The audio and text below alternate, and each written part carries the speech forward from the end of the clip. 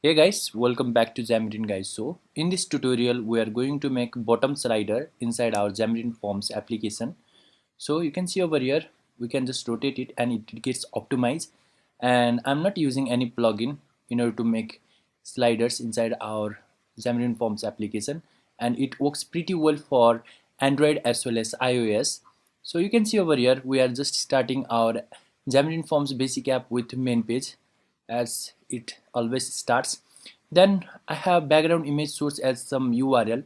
You can put any URL as you like, and you can just embed your maps inside that too, but we are not going to embed that right now. Now let's integrate a pancake view because it has a corner radius that can be optimized. So you can see over here we have a pancake view. Then this is a very basic UI that I have designed inside our pancake. You can see over here this is the main section where we are going to integrate our maps. So if you are going to integrate your maps over there or some UIs, then you can just put all this content inside that grid. Then the outer layer is the pancake view, which gets slided up and down. So it has very basic code. So you can see over here we have a pancake view, and inside our pancake view we have some scroll view and the basic UI design, like I'm integrating some images. And you can see over here I have box view, which as vertical option as center and expand, that is the simple box view, and which I have wrapped with in the grid so that it has tab gesture so that it gets uh, slided below whenever I click on that grid. So in that middle, this is the stack layout, which has frames as well as levels.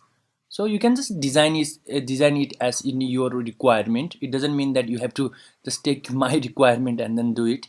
And you can see over there I have three images that is coming from my own server. So this is the images that I'm good. You don't need to add those images, and just to play around I have added those three images to make the UI better. This was all about creating a basic UI. Now the main logic over here goes with the button and the pancake. So you can see over here I have a button click event. What happens after that button is clicked? Then we are going to drag this pancake up and down with the help of axname. You can see over here if I click on that button, and then that pancake view just rises from below to the top. So how it's really done? Here I have embedded very basic logic, that is if and else condition. You can just see around all the codes are repeated over here. So whenever my pancake, you can see over here, you just don't need to focus on this line of code and line number 22 as of now. That's all basic orientation changes. What happens whenever the orientation changes is on line number 22. So you can see over here device display dot main display information is inside my assembly Xamarin Essentials. Now we are going to integrate actual logic over here. Whenever our button is clicked, at first we are going to get the height with main display information. Then at first our pancake is of height 0, and we know that. So our start height will be 0. Then we are going to drag 0th height to the one third of the height of the screen. That is, we are going to drag that pancake from 0 to 1 by third. Then if the else condition works, then we are again going to drag that 1 by third height of the pancake to 0th end height. You can see over here from 0 to 1 by third of the screen, and then from 1 by third of the screen to 0. That's all. It's just basic if and else condition. So again, whenever we click on the grid, like if we let's select the grid, you can just use pan swipe also inside this, but I am not using it as of now. So you can see over here, this grid has one tap as like our my slider button. So we are again going to implement same logic. It's really easy logic, that is, we are going to drag 1 by third height of the screen to 0th height so that it gets slided down whenever it's opened.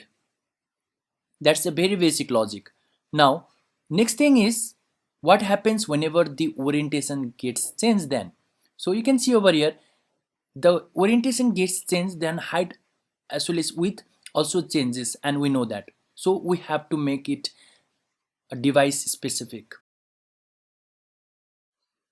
Now our next step is to integrate cross-device orientation inside our shared Android and iOS project. So this is the plugin that I have used. Now it has some platform specific implementation that is inside Android.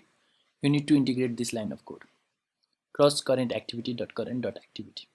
So this is the plugin that we will have, that is Xamarin Essential.platform, and we don't have any platform specific implementation.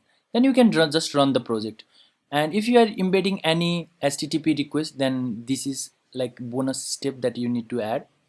For any HTTP call, you don't need to just implement and then directly run the app if you are not integrating any HTTP request.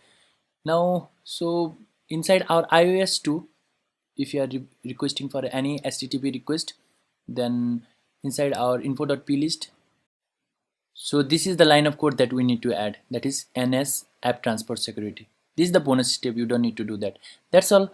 Now whenever this method is called inside our main page constructor, then we are again going to tell that if our pancake height is not equals 0, then we are going to drag our pancake from 0 to 1/3 of the height. That's all.